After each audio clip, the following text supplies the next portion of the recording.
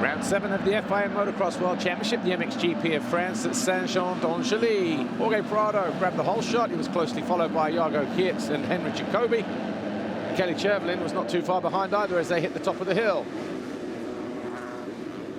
Adam Sterry had a nice tight line to the inside, but as they dropped downhill, Evans from Australia was in 5th, just behind the Yamaha of Chervelin. He was quickly in the 4th as Watson was challenging after a poor start. That move on Sterry put him up into 9th position early on. Jacobi tried to give chase to the top 2. A poor start for the 19 of Olsen. He had to side his way through. That move was on the 959 of Maxime Renault. This one on Adam Sterry as he climbed further up the field. He then had more work to do as he closed in on the 53 of Dylan Walsh. He nudged him aside and then went after Ben Watson on the Yamaha 919. This pass put him up into 8th place. Talking point of the race, that one. Dylan Walsh made a mistake at the top of the hill, but as he tried to correct, Maxime Renault landed on him, and those two were fighting over 7th place. Olsen then brushed aside the young Frenchman, and then the Italian of Moreau and Chervelin, and eventually carved his way up into 6th place by the time the checkered flag fell. Ben Watson wasn't done either. His move into 8th in the latter stages of the race. That pass on Brian Moreau, but it was Jorge Prado who won the qualifying race for the 3rd time this year, ahead of Jorge and Henry Jacobi.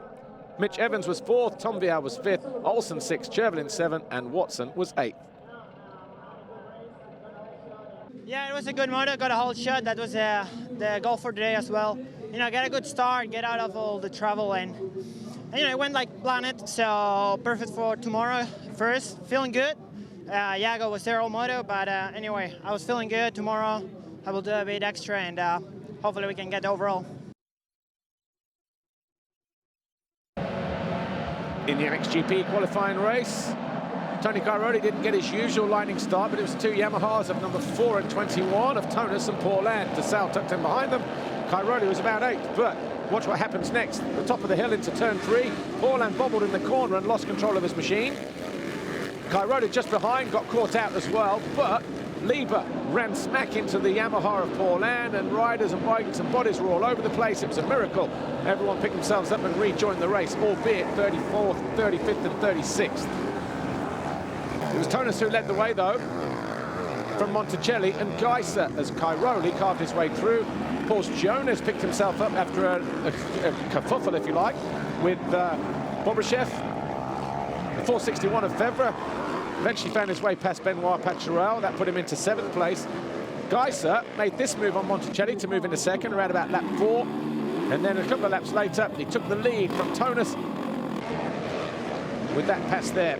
Then Monticelli started to drop backwards. DeSalle was the first to go through on lap 8 into 3rd place. Brian Bogus fell as Cairoli made his move, and then Cairoli would also fall. He would eventually fall to 14th. Jeremy Van Horbik on the Honda made this pass for 6th on Ivo Monticelli, who came home in 7th. But for Tim Gajser, it was his 3rd qualifying race win of the season. Ono Tonus was 2nd, DeSalle was 3rd, Sewer and Fevre 4th and 5th. Van Horbik was 6th, Monticelli was 7th, and Koldenhoff was 8th. Yeah, I'm really happy. Today I was really enjoying on the track. The track is like quite sketchy. It's quite hard and big bumps, but like I had a lot of fun. So thank you to all the team, and tomorrow is another day, and tomorrow it counts. So we hope we can have a good start and then riding well.